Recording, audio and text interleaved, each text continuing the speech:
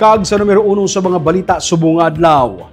Sa banwa sa Moises Padilla, ang tubig sa may suba nagbalod bangod sa kakusog sang daludo sa tubig gani hindi malabyan sa mga motorista.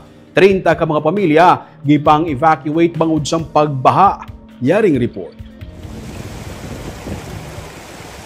Sa una nga tulok, pensaron mo nga bye-bye ining balod sa tubig. Pero ini ang Binalbagan River sa banwa sa Moises Padilla. Amo sini kakusog ang current sang tubig sa suba, gani ang mga motorista hindi makalabay sa overflow. Nagabalod ang tubig.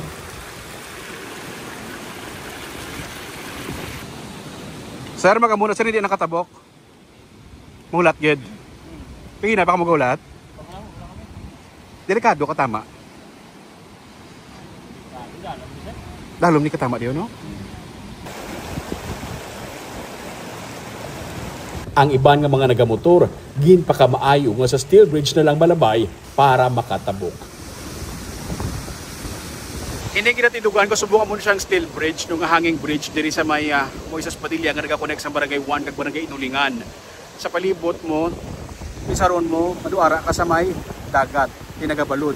Pero ini ang kabahin naman sa tubig sa Binalbagan River bangod humalin pa sang kagabi o kahapon, sang hapon, nagabubo na ang ulan sa kabukiran, kanya mo sinikadako sang tubig diri sa may suba karon diri sa may Moises Padilla.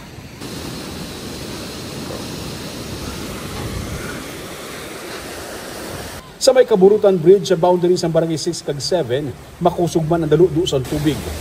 Ang tubig sa sapa nagsulod sa mga balay sa tupad sini. Ang balay kag ang kapihan sang BPAT member nga si Ryan Vinson ginsulod sang baha. Ang mga appliances niya nagkalaguba. Ang iya compressor sa vulcanizing shop nalumos sa tubig baha.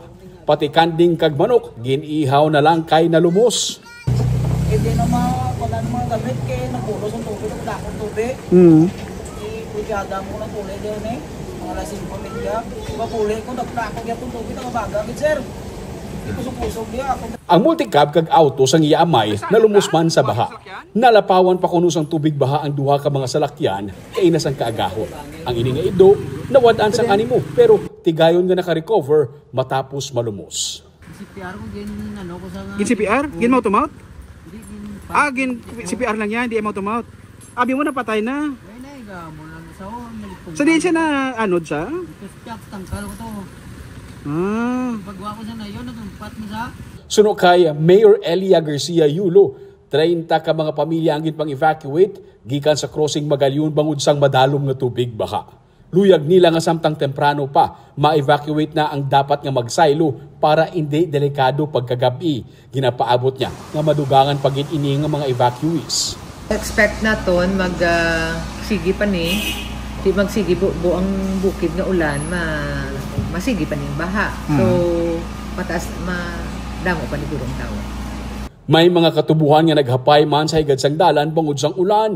Kalabanan sa mga may report nga pagbaha kag evacuation sa Central kag Southern Negros. Tugtugwas, ginapaabot nga madamon nga ulan sa gihapon ang mabubo sa Negros Occidental.